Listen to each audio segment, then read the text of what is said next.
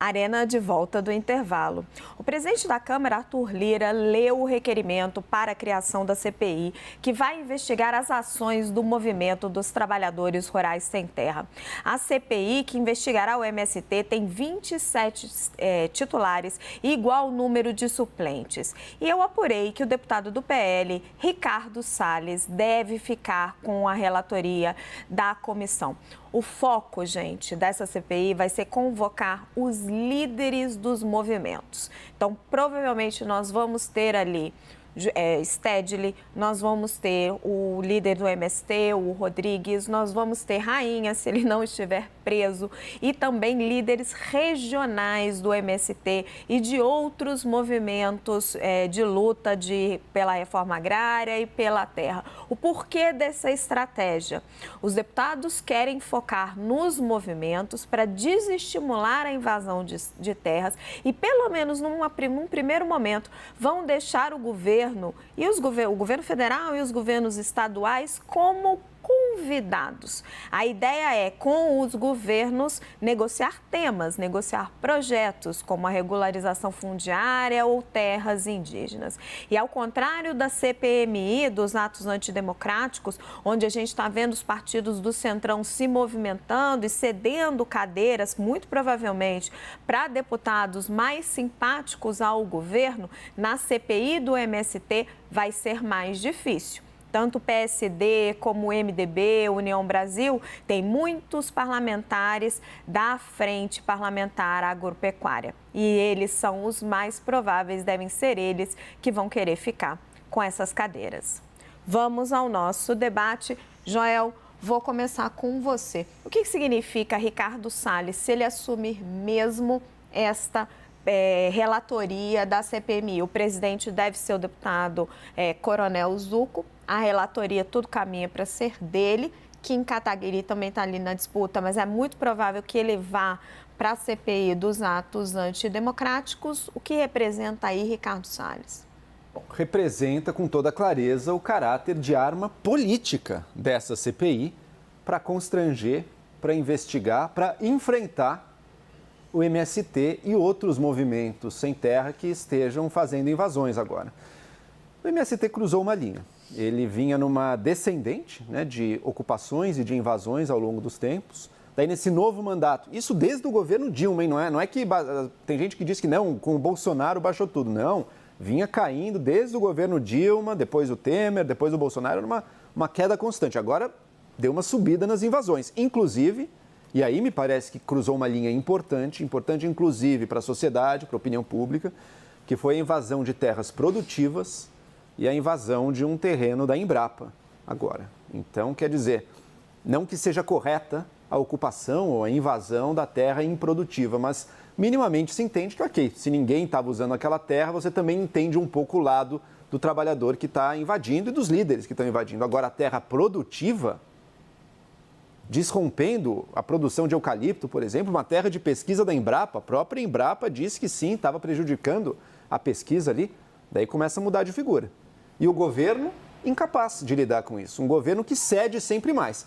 É uma discussão muito similar acerca da paz e da diplomacia com relação a invasões. O governo cedendo, vamos sentar, vamos conversar, vamos buscar a paz aqui. Bom, entregando sempre uma nova concessão, a lição que fica para o Movimento Sem Terra é que novas invasões como essa fazem todo sentido.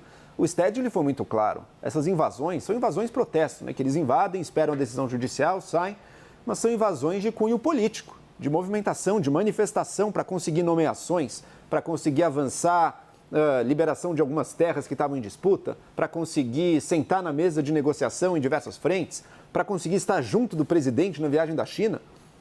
Invasões que são ferramentas políticas. Essa CPI é também uma ferramenta política. O Stedley não ganhou um assento especial para viajar para a China, ganhará também um assento para o escrutínio dos parlamentares, vai ser constrangido, o MST vai ser constrangido, e no meio de tudo isso está aquele que até agora não se encontrou, que é o governo federal. É um problemão nas mãos dele esse MST. Essa CPI vai tirar tempo importante de discussões do Congresso, mas não tenho a menor dúvida que vai atrasar outras coisas, além de que a popularidade do próprio governo sofre também a cada nova invasão. mas o governo até agora não mostrou a que veio nesse ponto. Renato, queria discutir um pouquinho a estratégia que está se desenhando para essa CPI. O que ficou muito claro para mim é esse foco nos líderes do movimento, e como o Joel bem pontuou, o Salles tem essa postura do enfrentamento, sem fazer juízo de valor sobre o papel que ele teve no governo Bolsonaro, é a postura que ele tem. Agora, ele também é uma figura hábil de negociação de política por trás, né, dos holofotes. Ele já esteve com o Lira ontem, ele já esteve com o Paulo Teixeira e está tentando, não vou jogar para cima do governo. Com o governo eu vou negociar o que interessa para a frente parlamentar agropecuária. O que você acha dessa estratégia? Acho que o principal motivo da CPI, sinceramente, não é segurar o MST, Raquel. O principal objetivo está focado na eleição, na próxima eleição para prefeito de São Paulo. O Ricardo Salles aparece... O objetivo do Salles ou da CPI? Do Salles. E a luta do Salles... A dele, sim. A dele, sim, que é ter um contraponto, inclusive, com o seu principal adversário numa eventual candidatura a São Paulo, que é Guilherme Boulos, né? O Guilherme Boulos é do MTST, que não tem nada a ver com o MST, né? Do Movimento dos Trabalhadores da Cidade, não o Movimento dos Trabalhadores do Campo, mas, na prática, essa CPI vai servir também como embate entre dois dos três possíveis grandes candidatos aí a eleição municipal da cidade de São Paulo, que é a maior cidade do país. Acho que vale uma grande discussão sobre a justeza ou não do processo de invasão como uma ferramenta política. Nós já discutimos anteriormente aqui no Arena que o MST não inaugurou esse modelo. O Greenpeace já fazia isso há 20, 30 anos atrás, quando ocupava baleeiras no Japão, né, sendo contra a matança das baleias, e vale lembrar que a pesca da baleia era legalizada no Japão. Então, essa é uma estratégia feita por várias entidades no mundo, que podemos discutir ou não a sua legalidade, mas a frase aí relatada pelo Joel de que, olha, o Stedley disse que eles vão, ocupam, a justiça decide, ele sai. Não é muito diferente do que o Greenpeace já fez na história. Eu, particularmente, não acho que é a melhor estratégia do ponto de vista de opinião pública, mas é algo que não é inédito na história do Brasil. Agora, atenção, essa CPI, a escolha de Ricardo Salles está diretamente vinculada à próxima eleição municipal de São Paulo, com o Ricardo Salles tentando se apropriar de um tema muito caro ao bolsonarismo, na medida em que não necessariamente hoje Tarcísio de Freitas, governador eleito pelo bolsonarismo em São Paulo, tem um apoio declarado a Ricardo Salles. Mas você sabe que é interessante, porque hoje eu estava conversando com lideranças políticas e ainda não tem muita definição. Tem gente dentro do PL que diz que sim, eles devem partir para uma candidatura mais de direita, ou Ricardo Salles, ou Eduardo Bolsonaro. E tem gente do PL que diz, olha, o PL é centrão, tem gente apoiando o Ricardo Nunes, enfim. Vamos ver para onde que caminha. Esse elemento é um elemento que fortalece a vontade explícita entre os seus pares, que o Ricardo Salles já falou isso para muita gente no Congresso Nacional, que quer ele ser o candidato, independente de conseguir ou não viabilizar. Cada dia parece mais difícil para o Nunes, viu? Infelizmente, é o que aparenta. Boris, quer falar um pouquinho sobre essa escolha do Ricardo Salles, essa estratégia de focar nos líderes, poupar um pouco o governo para conseguir aí medidas, né? Passar leis, apoio do governo? Eu acho que o Ricardo Salles realmente está sendo promovido porque ele é candidato a prefeito de São Paulo. Mas a CPI chega num momento interessante. O MST é visto por grande parte da população como, no mínimo, uma linha auxiliar do PT. Como o PT tem uma situação difícil com relação a um setor econômico que é o mais brilhante do país, que é o setor do agronegócio, O MST tem agravado essa situação com as invasões. E o PT ficou e o PT, leia-se governo, ficou numa situação de saia justa, uma situação complicada, porque está sendo fustigado por um aliado que é o MST. Esse é um ponto que, claro, vão procurar, os membros da oposição vão procurar se fixar, né, para hostilizar e desgastar o governo. O segundo ponto eu acho interessante, e a ideia não é minha, é um momento em que a gente pode aferir quais são os resultados das propostas aprovadas pelo MST, das terras que foram distribuídas, qual o custo-benefício para o país dessa reforma agrária, no que foi realizado, claro, proposta pelo MST. Agora, invasão de terras fere o princípio da propriedade privada, que é um princípio básico de uma economia democrática. Então, a gente tem que tomar cuidado, não podemos justificar, temos que condenar, e o MST tem feito isso de maneira estabanada. Uma invasão de uma área da Embrapa, por exemplo, não é a primeira vez que eles invadem áreas de pesquisa científica e tudo isso, em nome da divulgação de uma reforma agrária cujos resultados a gente ainda não conhece. É isso. Marcos está me pedindo a palavra? Marcos, acho que você está com o seu microfone no mudo. Enquanto o Marco... Agora sim. Maravilha, agora sim, maravilha, querido. Perdão, desculpa, eu estava mutado para não atrapalhar.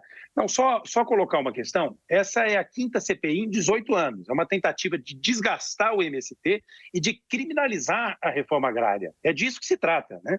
Eu não tenho dúvida quanto ao objetivo político, notadamente eleitoral, do eventual relator, né, do suposto relator, Ricardo Salles, que quer pleitear legitimamente, evidente, ele tem o direito, né, a candidatura à prefeitura de São Paulo. Infelizmente, talvez seja esse o principal motor, né, que justifique essa intenção, né, de relatar uma CPI dessa natureza. Mas é a 5ª CPI em 18 anos, né? Nós precisamos discutir qual foi o resultado das outras 4, né? Ninguém falou sobre isso. A 5ª CPI em 18 anos. Nós podemos pesquisar e seguramente ninguém vai encontrar algo diferente, algo que desminta o que eu estou dizendo aqui. Agora, para além disso, é importante nós dizermos o seguinte, Boris, eu não vou inaugurar essa discussão, evidentemente, porque é uma discussão jurídica, né? Mas a terra, a propriedade, ela tem que respeitar a sua função social, né? Nós tivemos, enfim, uma jornada de ocupações, né, para deixar claro, né? Eu acho que essa terminologia é importante, a gente respeitar a independência, a autonomia do MST e o acúmulo do MST nessa luta, né? O importante papel que esse movimento teve, inclusive, recentemente, na época da pandemia, né, para alimentar milhares de pessoas que estavam passando fome, com pequenas produções, na verdade, que se somaram, né, aos montes e viraram produções realmente muito significativas, sobretudo de arroz, né? Vocês devem ter acompanhado isso, enfim. Mas eu quero dizer o seguinte aqui para vocês com toda a clareza. Eu não acho que haja nenhum tipo de constrangimento para o MST. Acho que vai ser uma oportunidade para esclarecer. Mesmo que seja mais uma oportunidade, quem sabe nessa oportunidade, eventualmente, algumas inverdades possam ser desfeitas, né? Então, eu não acho que tenha qualquer tipo de constrangimento, viu, Joel? Para ser claro, acho que as lideranças do MST estão preparadas para esclarecer eventuais dúvidas que possam surgir nessa CPI. Vai ser uma oportunidade singular para que o país conheça melhor esse movimento, do qual seguramente tem que se orgulhar, né? Um dos movimentos mais respeitados, não só no Brasil, mas também no mundo. E para dizer outra coisa, Boris, na verdade, o MST não é linha auxiliar do PT, né?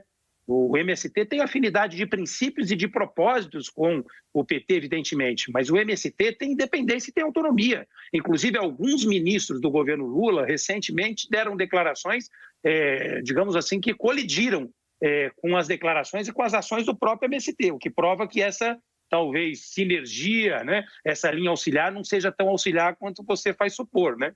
Então, quem conhece bem a história do movimento sabe que tem momentos de tensão, a luta, ela tem, enfim, as suas justificativas, né? Tem as suas estratégias, né? E a gente tem que respeitar e tem que reconhecer. Mas só para repor a verdade, eu queria deixar aqui essas duas informações. É a 5ª CPI em 18 anos.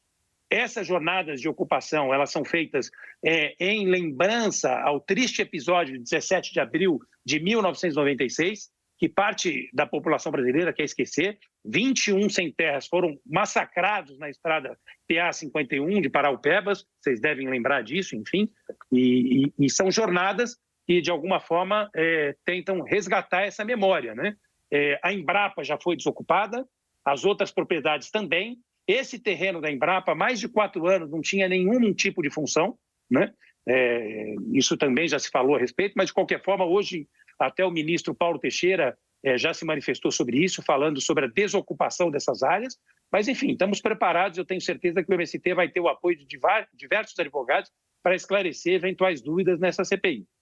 Marco, acho que o Joel quer falar rapidinho, só pontuar uma coisa que você falou. Você disse que o movimento tem estratégias e justificativas, mas invasão de terra, ainda mais produtiva, como aconteceu agora, é proibido. O que é uma terra produtiva? Por lei.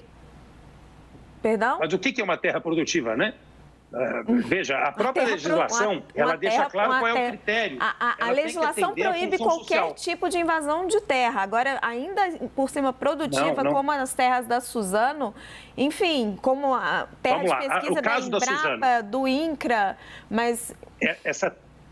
Vamos lá, então vamos esclarecer, já que você colocou uma questão que é super importante. Te agradeço pela oportunidade, é sempre muito rica essa troca, né? Agradeço muito aí a gentileza de você fazer essa ponderação. No caso da Suzano, que inclusive já foi amplamente esclarecido, houve um acordo que foi descumprido pela própria Suzano, de assentamento de um número determinado de famílias, salvo o melhor juiz, eram 700 famílias, e a Suzano descumpriu esse acordo. Deixa eu só concluir o meu raciocínio. Só para concluir meu raciocínio. Mas é que a Suzano contesta essa versão. Ela disse que foi a Suzano falou para a imprensa, inclusive. Sim, mas eles já saíram, já desocuparam e já estão numa mesa de mediação. Isso, a própria Suzano fez declarações. A própria Suzano, Joel, fez declarações muito mais ponderadas do que essa bancada. Claro, né? Com toda a franqueza. A própria também, Suzano. Né, Marco? É claro. Não, imagina, nós sabemos muito bem como se comportam as empresas no Brasil.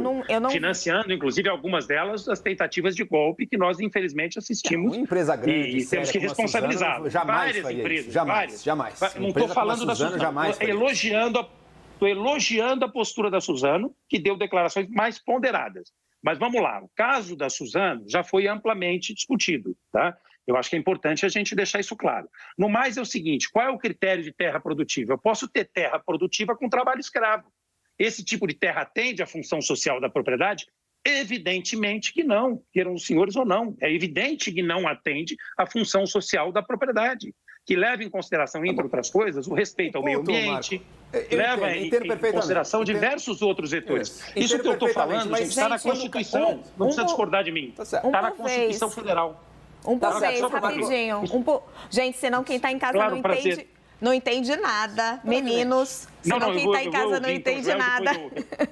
Depois eu concluo meu raciocínio. Por favor, querido. Eu entendo perfeitamente que hoje em dia, no discurso do MST, terra improdutiva passou a querer significar qualquer terra que, segundo eles, não atende a função social da propriedade privada no Brasil. Mas eu sempre ressalto, não pode estar nas mãos do próprio grupo privado, do grupo de pessoas que se organizam, de decidir qual propriedade está cumprindo a função social ou não. Senão eu vou chegar aqui nesse canal de TV e vou dizer, não, mas peraí, não é assim que se cumpre a função social dessa propriedade. Vamos invadir, vamos não deixar acontecer. Depois a gente sai e senta para discutir. Se essa lógica for levada à sua consequência final, a sociedade acaba. Não dá para funcionar desse jeito. Mas esse é um ponto perfeito. Acho que as posições... Mas não é tão subjetivo, viu, Joel?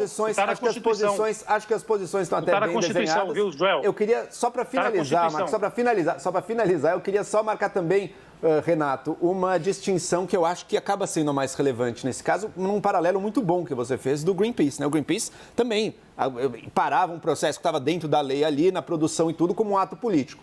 O Greenpeace ali ganhou e construiu a sua popularidade. Minha impressão é que o MST, com essas invasões, com esses atos, está destruindo uma boa vontade da sociedade que ele conseguiu construir nos últimos anos. Eu preciso... Raquel, só para esclarecer... Gente, só um segundo, Marco, porque é uma dúvida legal mesmo. Olha, Renato vai falar, depois eu preciso dar a palavra para a Raquel, que está quietinha aqui faz um tempão. É uma dúvida legal mesmo. Eu fiz, para quem está nos acompanhando em casa, eu tive a oportunidade aí de fazer movimento estudantil anos na minha vida. E eu já participei de várias ocupações de escola, contra a violência das escolas, ocupação em defesa da maior verba para a educação. E tive a oportunidade. Nós tivemos recentemente não, uns 5, 6 anos atrás, escolas que foram ocupadas no Brasil inteiro também numa jornada de ocupação, com os estudantes aí reivindicando os seus movimentos. Eu queria entender do Dr. Marco Aurélio como é que ele enxerga essas ocupações das escolas e se é possível fazer algum paralelo ao MST, na medida em que a ocupação dessas escolas gozou aí de amplo apoio popular. Renato, é sempre um prazer e um privilégio te ouvir, viu? Queria aqui reiterar, tenho acompanhado o seu trabalho, as suas análises, tenho muito respeito pelas suas posições, inclusive as colocadas agora nesse programa do qual nós estamos participando, né? Veja, eu acho que tem paralelo sim, né? Mas acho que o preconceito contra o MST é tão grande que as pessoas não se dão conta disso, né?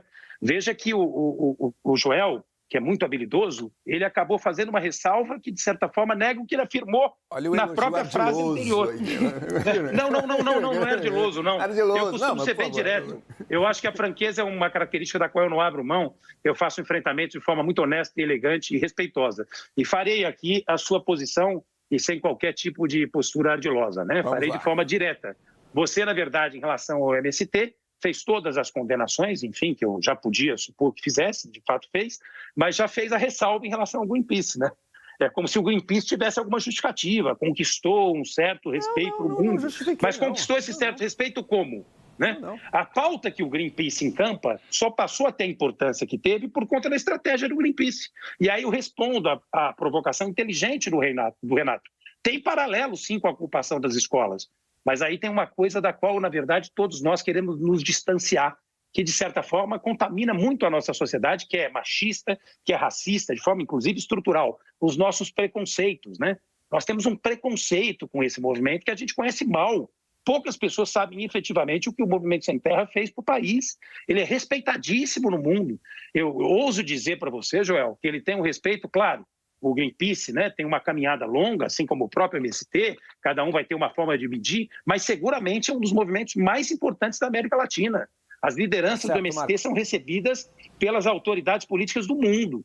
Isso nós não podemos desconhecer. E aí, só para concluir, já respondi o Renato, mas para concluir minha frase. Quando eu falei para você de função social da propriedade, eu não estou fazendo uma interpretação por conveniência, por circunstância. Eu estou te falando do texto constitucional. Nós não vamos ter tempo de debater aqui, mas está no texto constitucional que é... Sim, mas vamos lá. Como é que você pauta determinado debate? Não é se eu me juntar com meus amigos aqui, eu não vou aplicar o direito de greve é legítimo. O direito de greve é legítimo. Parte da luta dos trabalhadores não teria chegado a nenhum resultado se o direito de greve não tivesse sido respeitado. Mas e se a greve resolve invadir uma empresa que está produzindo e quebrar as máquinas? Daí mas que empresa que está produzindo? Daí é quem quebrou máquina? A Suzano estava produzindo. Não estava funcionando. Estava produzindo. Mas quebrou máquina? Estava produzindo. Mas quebrou máquina? Quebrou parte da produção da Suzano. Que máquina? Cortou árvore. Eu não estou sabendo disso. Sim. Cortou árvore. Gente, quebrou máquina e cortou árvore. Então, peraí, vamos definir o que é uma coisa e outra. Quebrou máquina ou cortou árvore? Ou fez as duas coisas? Os meios de produção ali, Marco, infelizmente, estavam sendo usados e foram, sim, invadidos, parcialmente destruídos, sim. Infelizmente, eu só vou retomar, só brevemente algo que você me atribuiu. Brevemente algo que você me atribuiu da justificativa do Greenpeace. Veja. Eu considero que tanto o Greenpeace quanto o Sem Terra têm bandeiras legítimas. Considero que são movimentos que dignos, sim, de serem ouvidos e de terem as suas pautas levantadas e defendidas, sim. Critico ambos, muitas vezes, quando fogem e quando protestam e quando usam de maneira ilegal para conseguir atingir seus fins políticos. O que eu fiz foi uma mera percepção minha, que pode estar errada também, mas quanto ao efeito da ação deles. O MST, nos últimos anos, ele vinha conseguindo, ele diminuiu radicalmente a quantidade de invasões, inclusive, ele vinha conseguindo se firmar como um movimento que defende a agricultura familiar, a agricultura dos orgânicos, que doou alimentos durante a pandemia. E tudo isso estava construindo, de novo, é minha percepção, mas acho que é de muita gente, construindo uma imagem muito mais positiva e benigna do movimento do Sem Terra ao longo desses últimos anos. Com essas invasões, ele está destruindo esse capital de imagem que ele veio construindo. De novo, é a minha percepção. Marcos, só vou fazer uma Eu respeito profundamente, viu? Só vou... Depois eu queria concluir, mas vamos lá. Não, só vou fazer uma observação, como mediador aqui, com todo respeito, o direito à greve está sim previsto na Constituição, mas a Constituição proíbe invasão de terra, né? Como o Joel bem... Não é verdade, Raquel. A terra que não atende à função social da propriedade, isso nós podemos discutir depois, já tem julgado, a gente pode falar depois que é uma discussão árida, uma discussão técnica. Mas eu fico feliz que vocês estão tão preocupados com a propriedade, acho que a gente tem que pautar... É uma discussão árida, uma discussão técnica... A invasão dos grandes sociedade organizada. Exatamente. Com direito a todos, falar sobre isso também. E aí eu acho que a gente tem que... Vamos falar sobre os grandes grileiros da nação, né? Vamos também. Não, mas vamos falar dos grandes grileiros da nação também. Mas antes da gente seguir, vamos pautar esse debate. Mas antes da gente seguir, a gente precisa restabelecer os fatos do que ocorreram nas últimas semanas. O MST invadiu as fazendas da Suzano, na Bahia e depois na Aracruz. A Suzano, uma grande empresa produtiva. Essas fazendas foram invadidas, foram decepadas árvores, causou um problema para a companhia. Depois ele foi e desocupou. A Suzano ela se manifestou por meio de notas. O Walter da Suzano deu uma entrevista para mim, dizendo que não sentava na mesa enquanto eles não desocupassem. Essa negociação só começou depois que eles saíram, que eles estavam cometendo um crime, e a negociação não está ali escrito que a Suzano... Só um minutinho, Marco, estou aqui restabelecendo o que aconteceu, eu acompanhei isso ao longo do tempo. Que não está estabelecido, a Suzano não cumpriu, o MST não cumpriu. Foram disponibilizados 12 lotes para a reforma agrária. O INCRA não fez a compra desses lotes. Você está passando a versão Só da um Suzano. Minutinho, Marco, estou terminando. Não estou passando a versão do Suzano, estou passando a apuração que eu fiz ao longo de todas essas últimas semanas. Então, é o seguinte, o MST tem o direito como movimento social de existir, mas ele vem invadindo terras. E a invasão de terra, a despeito da função social da propriedade, ela é proibida por lei. Ainda mais se for de terras produtivas, ainda mais se for de áreas usadas para pesquisa, como na Embrapa, ainda mais se for do INCRA. Enfim, eu só vou trazer aqui mais uma sonora... Posso só continuar? Eu só preciso te falar uma coisinha bem rápida. Você disse que, na verdade... Marco. Duas coisas. Primeiro, eu estou falando da função social da propriedade, que justificaria uma ocupação. Reforma agrária não é o que o MST vem fazendo, Marco. Aí já é uma carga um pouco subjetiva. Você vai ter que discutir caso a caso. Nós não vamos ter tempo aqui, a não ser que você, como jornalista, vá tomar um lado dessa história. Mas você disse o seguinte, que a Suzano... Então, você tem que ouvir os dois. Então, eu até sugiro convidar as lideranças nacionais do MST para ouvir o MST, já que vocês ouviram a Suzano. E seguramente seria muito importante o MST participar, enfim, desse programa para esclarecer essas dúvidas. A Suzano nunca participou deste programa. Eu ouço a Suzano como jornalista. O Walter me deu uma entrevista que foi publicada no site da CNN. Estou fazendo só uma sugestão. Eu constantemente ouço o MST, estou em contato com eles o tempo todo. Este é o trabalho do jornalista. Você me conhece já há bastante tempo, sabe como eu trabalho. Parabéns pela postura, claro. Eu vou chamar mais uma sonora. Mas só para concluir uma coisa que você tirou uma dúvida, só para tirar uma dúvida com você. Marco, rapidamente, porque a Raquel está quieta aqui, eu preciso colocá-la no nosso debate. Rapidamente. Você falou que a Suzano só topou conversar depois que o MST saiu. Mas ela só topou conversar, se eu for fazer uma análise dos fatos, porque o MST ocupou. Isso talvez seja uma estratégia, enfim, do movimento que a gente tem que reconhecer, entender e respeitar, ou não. Né? Cada um vai ter uma percepção, como disse o Joel. Era só essa colaboração. Perfeito. Obrigado, Mais cedo, o ministro do Desenvolvimento Agrário, Paulo Teixeira, disse ser contrário à instalação desta CPI. Vamos ouvir.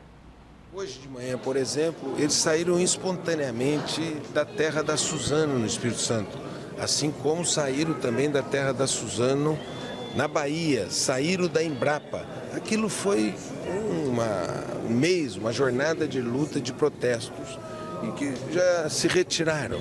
Por isso, nós temos que avançar nesse país, pacificar, para que nós possamos ter paz no campo no Brasil. Nós estamos também trabalhando para diminuir o conflito no campo, por exemplo, na região da Amazônia, no Pará, no estado do Amazonas, no Acre, onde tem muitas mortes no campo e não se deve a essas questões aqui. Por essa razão, eu acho que a gente não deveria tocar essa CPI. Em nota, a Suzano confirmou que os integrantes do MST deixaram as 2 fazendas da cidade em Aracruz, no Espírito Santo. Eles estavam há 10 dias no local. A saída, segundo a Suzano, foi pacífica e organizada e aconteceu após a empresa conseguir um mandato judicial. Raquel, o ministro pontuou que achava que a CPI não deveria acontecer. Você já se manifestou aqui nesse programa a respeito dessa quantidade de CPIs que a gente está assistindo no país. Enfim, foram abertas 3 na Câmara pelo Arthur Lira, né? A CPI das Americanas, a CPI do MST. Me ajuda, eu já tenho mais uma. Agora está me fugindo. Das CPIs? Isso, CPMI, são não? 3. Não, tem a CPMI dos atos criminosos e aí tem mais 3 na Câmara, eu já vou lembrar. A última. Do esporte, do futebol. Ah, muito obrigada, Boris. Isso aí. E aí, Raquel, o país vai funcionar assim com tanta... Eu fico me perguntando até para onde vai tanto deputado, tanto senador. Eu vou ratificar a minha posição de segunda-feira, Raquel. Acredito que essas CPIs, a CPMI, elas vão... tem um objetivo de atrapalhar o bom andamento do governo, claro. Eu concordo com o ministro Teixeira quando ele diz que as CPIs, esse excesso de CPIs, eu acho que elas são intempestivas. Elas podem acontecer, mas não nesse momento. Eu acho que esse momento é um momento da gente estar trabalhando, né, acho que o parlamento deveria estar trabalhando para votar matérias mais importantes, para votar, como eu já disse na segunda-feira, para votar o arcabouço fiscal, para votar as reformas fiscais, né, para votar as MPs do governo. Então, assim, eu acho que são CPIs que têm um único mote de colocar o governo nas cordas. Por isso eu discordo. Eu acho que, no caso da CPMI, dos atos do dia 8 de janeiro, a CPMI dos atos do dia 8 de janeiro, acho que dispensável, mais uma vez, já que está havendo um amplo inquérito sobre todos esses fatos pelo Supremo, pela Polícia Federal. Então, acho que vai dar palco para a oposição e essa acho que é o que no fim das contas vão ser outros circos, vão acabar em pizza mais uma vez e vão atender a um único objetivo, que é atrasar as votações e atrasar o movimento do governo de olhar para frente, de poder agir.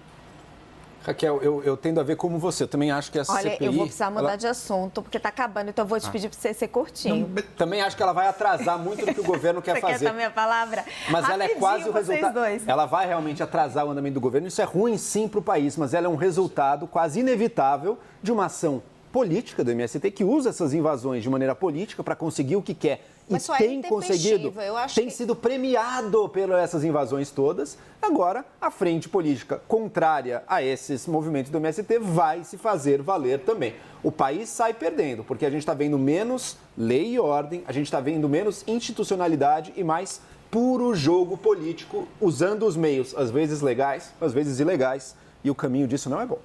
Renato. Rapidamente, nós ouvimos aqui hoje na bancada uma posição que eu particularmente concordo muito. A posição de que não dá para discutir a paz entre Rússia e Ucrânia enquanto a Rússia estiver invadindo o território ucraniano, que, portanto, seria uma predisposição para se discutir a paz e a calma. No caso da guerra da Rússia, seria necessário a Rússia tirar o seu exército que invadiu a Ucrânia. Eu não acho que é muito diferente da fala que o ministro disse aqui. O MST ocupou, desocupou. Estamos no momento de conversar e não de usar a CPI como um instrumento de pressão política. Agora, acho que da mesma forma que o senador Eduardo Girão quebrou a cara e tomou uma invertida do ministro Silvio Almeida, eu tenho certeza que quando esses deputados ultra qualificados aí forem entrevistar o Stedley, talvez eles tenham alguma surpresa. Inclusive, Renato, o ministro falou que já deu o recado do governo, o governo não vai conversar com invasores. Enquanto houver invasões, o governo não vai conversar e não vai haver reforma agrária. Então, assim, já foi um recado bem direto do governo Lula para o movimento dos sem terra. É exatamente a postura que essa bancada defendeu para a guerra da Ucrânia. E pensando em São Paulo que você trouxe, Renato, eu acho que esses movimentos do MST não devem ser muito bons para as pretensões do Boulos, né? Minha impressão. Também acho que não.